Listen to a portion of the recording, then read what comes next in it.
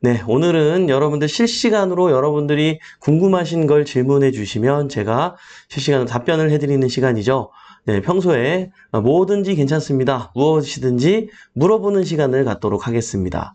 네, 여러분, 오늘은 또 어떤 궁금증들이 있는지 자료만 함께 보시면서 말씀 나눠보도록 할 텐데요. 아이고, 제가 자료 화면은 안 열었네요. 제가 이거를 열어드릴게요. 잠시만 기다려주세요. 자, 요거를 열고, 자, 쭉 드래그 컨트롤 C 넘어가서 브라우저를 요거를 열어야 되는데, 그렇죠. 잠시만 기다려주세요, 여러분.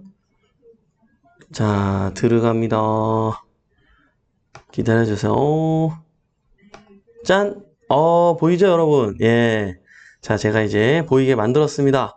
네, 저도 들어가서 여러분들의 어떠한 궁금증들이 있는지 자료 화면 보시면서 같이 말씀 나눠볼게요. 자, 여러분들 먼저 토요일 같은 경우는 여러분들 인사를 남겨주셔도 제가 따로 인사는 읽지 않고 넘어가고 질문만 읽게 되니까 이 점 양해 부탁드리도록 하겠습니다. 자, 오늘은 또 어떤 궁금한 것들이 있는지 자료화면 함께 보시면서 말씀 나누도록 하겠습니다. 잠시만요. 저도 들어와졌습니다. 네. 자, 란떼님, 처음 듣는 이름이네요. 자주 뵙겠습니다. 란떼님. 도시 공공주택 복합사업 후보지 빌라 현금 청산 시 감정가로 청산되는 걸로 아는데 청산하는 시점에 다시 감정하나요? 21년 감정받은 경매 감정가보다 높을 가능성이 많을까요? 어떤 기준으로 감정이 되는지 궁금합니다. 도시공공주택 복합사업 후보지 빌라 현금 청산 시 감정가로 청산되는 걸로 아는데 청산하는 시점에 하지 않고요. 미리 됩니다. 보통. 네, 미리 이제 뭐 이런 거예요. 이제 조합원이 있어요. 기존에 조합원이 있잖아요. 그러면 그 절차대로 진행을 하면서 이제 뭐 이주비도 좀 지원해주고 이주비 대출 같은 것도 좀 저리로 할 수 있게끔 또 지원해주고 때로는 막 무이자로 해주는 경우도 있고 그래요. 어쨌든 뭐 그런 것 행위를 막 어느 정도 결정을 합니다. 그리고 초반에 어떻게 되냐면 누구는 몇 평을 갖겠다. 뭐 이거를 제비뽑기를 해요. 근데 제비뽑기라는 개념이 진짜 옛날엔 제비뽑기였는데 요즘은 어떻게 하냐면 그거를 관장하는 기관이 따로 있어요. 그쪽에 의뢰를 하면 그쪽에서 만약에 다 32평 할 거 아니에요. 국민평수 85제곱미터. 자, 그러면은 그게 보통 공급은 100개인데 지원자가 150일 수도 있어요. 그래서 1차, 2차 뭐 이런 게 아니거든요. 어쨌든 1차에서 떨어지면 2차가 또 될 수 있게 뭐 그런 식으로 지망을 쓰게 돼 있는데 어쨌든 그렇게 해가지고 그분들은 그렇게 하는 거예요. 거기에 관련된 추가 분담금을 낼 생각을 하고 이분들이 이제 그걸 선정하는 거죠. 근데 반대로 그 이외에 선정하지 않는 분들이 있어요. 나는 그냥 현금 청산 받겠다. 그죠? 그러면 이분들이 현금 청산을 언제 받느냐 이게 중요하죠. 그러면 그렇게 선정하고서 다 결정되고 이때 하는 게 아니라 다 지어지고 나중에 해줘요. 나중에 현금 청산돼. 그러면 그때 현금 청산될 때 새로 감정해서 해주는 게 아니라 이미 그 전에 감정해 놓은 데이터를 가지고 감정 평가 금액이 나옵니다. 그죠? 네, 그러니까 나중에 받을 때 해주는 게 아니라 이미 된 걸로 해줘요. 그러니까 항상 그러니까 예전 뭐 한 3년 전 거를 해주다 보니까 실질적으로는 많이 생각보다는 좀 오른 상태에서 받기보다는 조금 부족하다고 생각되는 정도의 금액으로 아마 받게 될 거예요. 그래서 여러분들은 재개발, 재건축 현장 같은 데 보더라도 그런 거 많이 보셨을 거예요. 이렇게 막 뭐 보상가를 현실화해라 막 해골 그림 그려있고 막 X 막 빨간색 라카로 막 해놓고 이런 일들이 항상 있는데 어쨌든 뭐 이런 것들 이렇게 진행이 된다라고 보시면 됩니다. 그러나 이제 뭐 이게 어떤 사업이냐에 따라서 약간씩은 좀 달라요. 다르긴 한데 일반적으로는 이런 형태로 진행이 된다라고 보시면 되겠고요. 감정은요. 그쪽 건설사 쪽에서도 진행을 하지만 뭐 우리 조합 쪽에서도 진행을 해서 조율을 합니다, 보통. 예, 한쪽에서 이렇게 하는 내용 가지고 우리가 이제 합당하다 인정을 안 하는 경우가 많기 때문에 균등하게 이렇게 그렇게 진행이 되고 있다라는 것을 아시기 바래요. 자, KHM님 임차인 입장입니다. 500에 40 월세 계약을 직방으로 집주인과 직접 했고 500에서 40으로 월세 계약을 집중. 그쵸? 등기부 등본을 확인 안 했음. 하하. 자, 실제 거주 중에 우편이 와서 확인해 보니 주인이 신탁대출을 상환하지 않아 공매 진행 중인 걸 알게 되었어요. 신탁대출사 측에서 보낸 법원 결정문에는 허락받지 않고 무단 임대를 놓은 거라며 퇴거하라는 판결문이 왔는데 임차인의 입장에서 버텨도 되는 건지 버티면 하고 신탁사에서 손해배상 청구를 할 수도 있는지 궁금합니다. 맞아요. 예, 버티게 되면 신탁사에서 손해배상 청구를 할 수도 있어요. 예, 그렇기 때문에 이게 참 억울하긴 한데 일단 우리나라의 민법이 그렇습니다. 그래서 이렇게 좀 슬프지만 이 자본주의 사회에서는 민법을 몰라서 지은 죄도 죄가 됩니다, 여러분. 그래서, 너무 안타깝지만, 이게 이제 뭐가 문제였을까요?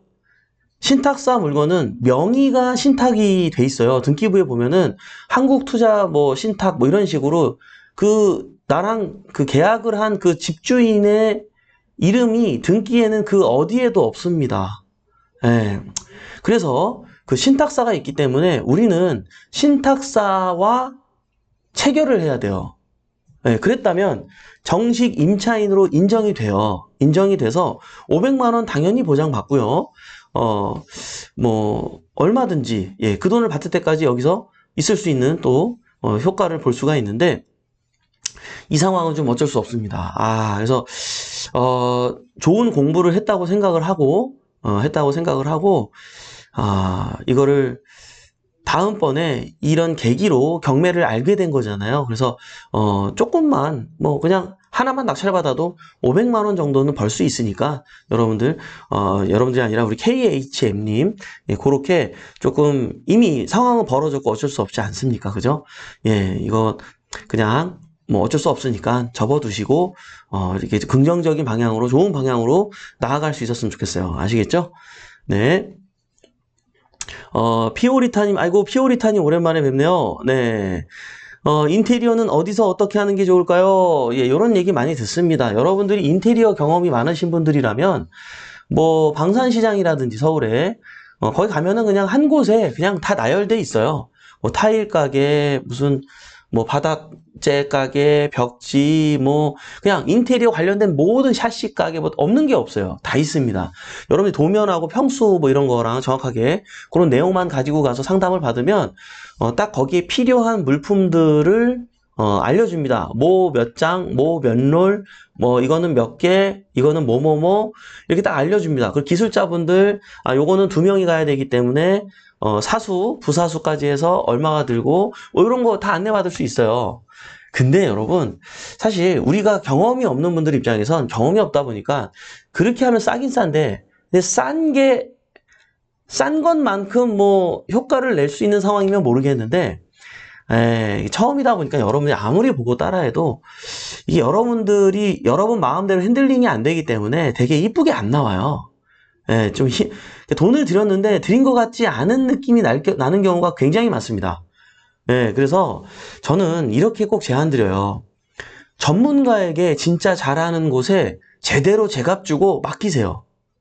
요즘에는 너무 호텔스럽게 이쁘게 너무 변신을 잘 해놓기 때문에 여러분들이 그 돈을 아끼지 말고 그거를 제대로 돈 주고 제대로 해가지고 차라리 제대로 비싸게 팔면 돼요.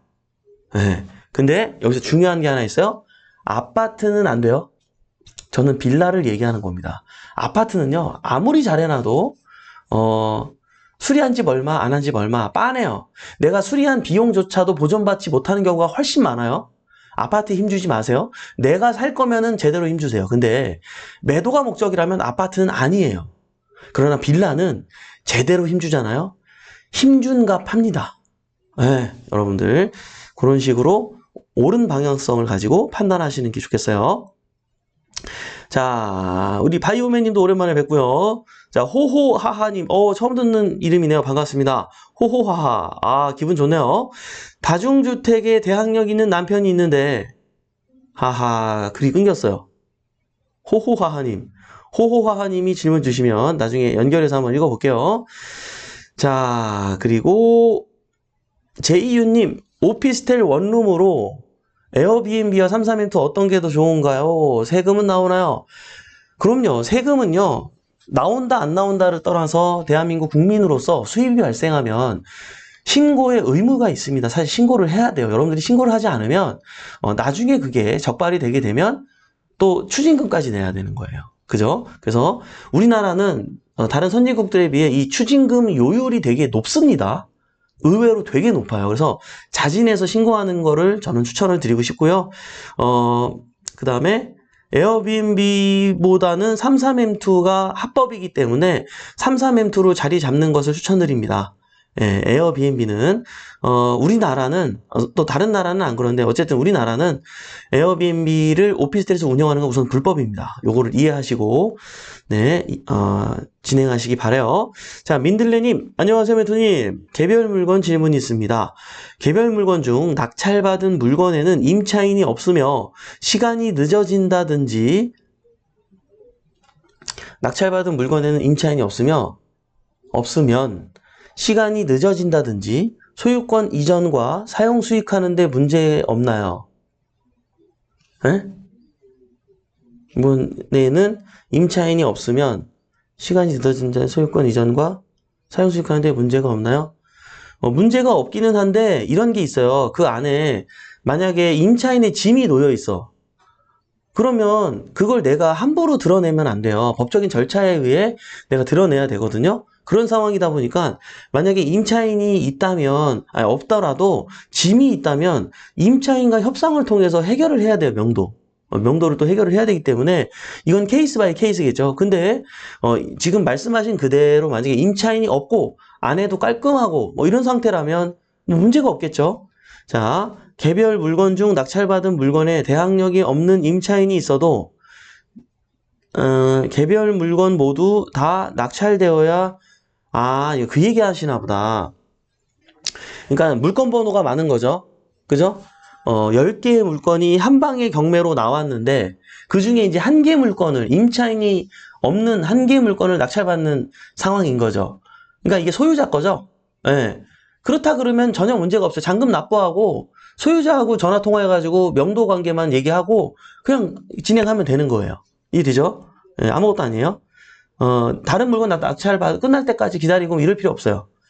자, 그 질문이었던 것 같고요. 개별 물건 중 낙찰받은 물건에 대항력이 없는 임차인이 있어도 개별 물건 모두 다 낙찰되어야 배당 기일이 잡히고 인도명령 시행 가능하나요? 그렇진 않아요. 개별적으로 해주기는 하는데 단임 법관에 따라서 또 안 해주는 경우가 있어요. 예, 그거는 이제 그 강제 집행까지 만약에 얘기하신다 그러면은 그 부분에 대한 거는 해주는 단임 법관도 있고 안 해주는 단임 법관도 있기 때문에 그건 상황에 따라서 별개로 보셔야 됩니다. 개별 물건이 전부 토지일 경우 임차인이 없으면 시간이 늦어진다든지 소유권 이전과 또 질문이 오늘 많이 잘리네. 자, 어쨌든 뭐 토지 같은 경우는 걱정할 필요 없어요. 예, 명도할 게 없잖아요. 낙찰받고 내가 마음대로 하면 됩니다. 예, 그거는 주택하고는 전혀 다른 시장이니까 신경 안 쓰셔도 되겠다. 이렇게 조언을 드리고 싶어요. 자, 김하늘님. 처음으로 도로를 낙찰받았는데 무엇부터 해야 할지 모르겠어요. 그러면 도로를 낙찰을 받았다면 분명히 목적이 있으니까 받았을 거 아니에요. 분명히 그 도로가 주변에 필요한 사람들이 있어서 낙찰을 받은 것 같아요. 그죠? 그런 거 아니면은 안 받으실 거 아니에요. 아니면 재개발 가능성이 있는 곳에 도로를 낙찰받으신 경우도 있을 거고요. 어떤 경우인지는 제가 모르겠지만 만약에 주변에 어떤 내 도로를 팔 수 있는 입장이라서 그렇게 한 거라면 이거는 시간 싸움입니다. 기다려야 돼요. 그분들이 연락이 올 때까지. 내가 먼저 연락하면 조금 협상에서 조금 어려울 수 있습니다. 그러나 만약에 조금 돈이 급한 상황이다. 그러면 협상이 어렵더라도 일단 매도하는 게 주 목적이다. 그렇다면 주변에 나의 도로가 필요한 땅을 갖고 있는 주변에 등기부를 열람해가지고 거기에 주소가 나온단 말이에요. 주인들한테 우편을 보내세요. 제가 이 도로를 갖고 있는 사람인데 혹시 지분이 필요하시지 않으신가요? 제가 매도할 의사가 있습니다. 뭐 이런 식으로 우편을 보내서 연락처를 알려주고 그런 방법이 중요하고요. 만약에 재개발 지역에 있는 서울 같은 경우는 90제곱미터 이상만 도로를 가지고 있어도 입주권이 나오죠. 도로임에도 불구하고. 그리고 부산이라든지 광주라든지 이런 곳들은 어때요? 60제곱미터만 가지고 있어도 재개발 입주권이 나옵니다. 그래서 그 도로를 낙찰받은 상황이시라면 어떻게 해야 될까요? 그런 상황이시라면 그게 재개발이 될 때까지 기다려야겠죠. 그죠? 그리고 제가 방금 60제곱미터와 90제곱미터라는 기준을 말씀을 드렸는데 그 기준에 부합되지 않게 만약에 더 작은 평수를 낙찰받은 상황이라면 그 부합되는 입주권을 받는 그 부합되는 제곱미터까지 내가 매입하려고 미리 조금 알아봐야겠죠. 이해되시나요? 재개발이 추진될 때 사는 것보단 지금 미리 사두어 놓는 것이 나중에 진행될 때 입주권을 갖는 좋은 방법이기 때문에 요거까지 계산을 하고 염두하고 움직이시기 바랍니다. 김하늘님. 그래요. 민들레님 사용 수익하는데 문제가 없나요? 무엇을요? 민들레님 앞에 뭐 질문했나요? 민들레님? 없는데? 민들레님이 어떤 걸 얘기하시는지 모르겠네요. 자, 그리고요. 공주TV님께서 전입일자보다 확정일자가 빠른 경우는 무엇인가요? 확정일자는 이제 전입을 이제 뺐다가 넣었다가 이제 이런 경우겠죠. 예, 이런 경우들이 경매 사건에서는 의외로 굉장히 많이 보입니다. 여러분들 절대 주인이 요구하셔도 관계가 얼마나 원만한지는 모르겠지만 그거는 안 됩니다, 여러분. 예, 이거는 대항력을 잃고 안 잃고의 문제이기 때문에 여러분 큰일 나니까 이런 문제는 일으키지 않도록 여러분들이 꼭 조심하시기 바래요. 네. 근데 이게 사회 초년생 때는, 이거를 모릅니다. 이걸 몰라요. 저도 그랬으니까요. 저도 옛날에, 제가 또 생각나네, 진짜. 그때 너무 힘들었어요. 제가 원룸에 전세 보증금 5천만 원에 살았단 말이에요. 근데 주인이 너무 마음씨 좋게, 저한테 조금만 더 받고, 그 옆에 투룸이고 거실이 되게 넓어요. 그러니까 레스토랑을 집으로 개조한 그런 거였어요. 그러니까 하여간 어쨌든 그런 집으로 이사 가게 해줬어요. 제 아기가 생겼는데 너무 원룸에 사는 게 힘들어가지고 네, 그래서 너무 감사하게도 저렴하게 그곳에서 살 수 있게 됐거든요. 어머, 그 집에 대출이 어마어마한 거예요. 나는 대학력도 없고 그때 내가 뭘 알았냐고. 대학력도 없고 큰일 난 거죠. 그래서 그 집에서 나가야 되는데 그 주인분께서는 이제 마음대로 하라 이거예요. 마음대로 하라. 그냥 나쁜 마음으로 마음대로 하라가 아니라 이게 아니라 나도 어쩔 수 없다. 그죠? 야, 그때 생각하면 2년 동안 묶인 거 알아요, 여러분? 제가 2년 동안 거기 우리 가족은 이미 이사 갔어요. 예, 이사 갔고 나 혼자 그냥 어쩔 수 없잖아. 어떻게? 2년 동안 묶였어요. 그 팔리기만을 누구한테 제발 팔리거나 안 팔리지는 않고 전세로 들어오길 바랬는데 제가 진짜 고백할게요, 진짜. 제가 이제 임차해서 들어오신 전세로 들어오신 분이 있어요. 근데 그분이 전세로 들어온다고 하는데 제가 원래 그분이 들어오면 안 되잖아요. 근데 내가 나가야 되니까 나 아무 말도 안 했다. 진짜 부끄러워요. 여러분들 진짜 제가 신앙 고백이 아니라 내가 진짜 이거 뭐라 그래. 이거 내가 진짜 과거에 내가 부끄러운 일을 고백하는 거예요. 그분한테 너무 진짜 제가 죄송해요. 왜냐면 폭탄을 넘긴 거잖아요. 나는 근데 2년 동안 아무도 집을 보러 오지 않는데 근데 그분을 놓쳤다가는 나는 또 잘못하면 이게 1년이 더 걸릴지 5년이 더 걸릴지 뭐 알 수 없는 상황에서 너무 힘들었거든요. 거기에 또 제 돈이 없었어요. 거의 7, 80%는 대출이었어요. 와, 얼마나 힘들었겠어요. 예. 정말 죄송해요. 근데 제가 그 집을 우연히 또 지나갈 일이 있어가지고 몇 년 전이 아니지.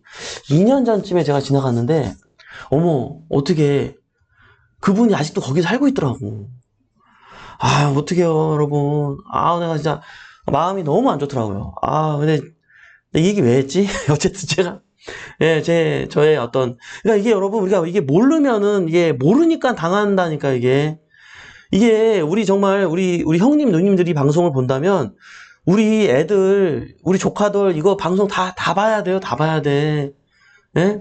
열심히 살면 뭐예요? 하루아침에 이렇게 전세보증금 날리고 막 이렇게 되면 이게 얼마나 정말, 인생이 얼마나 정말, 얼마나 허무합니까? 이게 얼마나 힘듭니까? 예? 다시 일어나고 긍정적인 사람들이야 뭐 얼마든지 할 수 있지만 그렇지 않은 분들은 얼마나 힘들어요, 여러분. 그쵸? 아, 갑자기 왜 어제 이 생각이 나가지고 그죠? 옛날 생각났어. 아, 근데 그분한테 너무 미안해가지고 지금도 계실지 모르겠네. 아, 참. 그래요. 예. 아, 얘기하다 보니까 생각나네. 아, 내가 한번 찾아가야겠다, 내가. 그죠? 찾아가서 제가 경매를 알려드려야겠다. 예. 아, 얘기하다가 생각났어요. 아, 그래요. 자, 죄송합니다, 여러분. 저의 개인적인 사담을 해버렸네요. 죄송합니다. 자, 어디까지 했죠?